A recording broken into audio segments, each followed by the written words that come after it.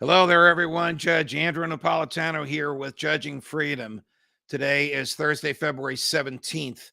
It's about 2022. It's about 2:25 or 2:30 in the afternoon here on the East Coast of the United States. And last night, a very interesting lawsuit was dropped in federal district court in Texas. The state of Texas is suing the federal government to block the CDC requirements for masks at Texas airports.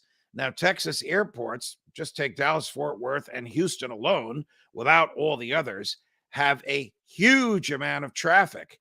But the Attorney General of Texas, in his capacity as the guardian of the civil liberties of everybody in Texas, is taking on the feds by arguing that the CDC does not have the authority to compel the airlines to compel passengers to wear masks. So the government loves to interfere at the intersection of private enterprise and their customers. And the airlines are the area where they've interfered the most. Of course, you have to go through a TSA grab and grope or magnetometer or whatever the heck it is to pass muster for the federal government, not for the airport. The airport could have its own means of certifying that you're not a danger to the plane, but the government has taken that right away from them. The airport could have its own means to make sure the air is clean and clear and safe in a plane, but the government has taken that away from them by requiring the masks in the airports and on the planes. Question: does the Centers for Disease Control and Protection, commonly called CDC, have the authority under the Constitution of the United States to compel airlines to compel individuals to wear masks? A secondary question is, does the CDC regulate the airlines? The answer, in my opinion, to both questions is no. And I predict that a federal judge, to whomever this case is assigned, will agree with me.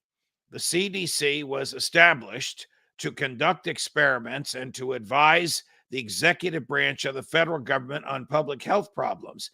It does not have the authority to issue regulations.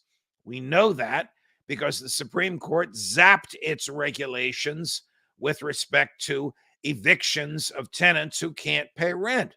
So you have a bunch of physicians in Atlanta telling every landlord in the country, you can't exercise your local rights under your state constitution to throw out a tenant who's not paying his or her rent. Now you have a bunch of physicians in Atlanta telling airlines, you must compel your passengers to wear masks. And the owners and operators of airports, which are not the airlines, they're governmental and pseudo-governmental entities. Here in the New York City metropolitan area, it's called the Port Authority of New York and New Jersey, which is a bi-state authority. It's owned by both the state of New Jersey and the state of New York.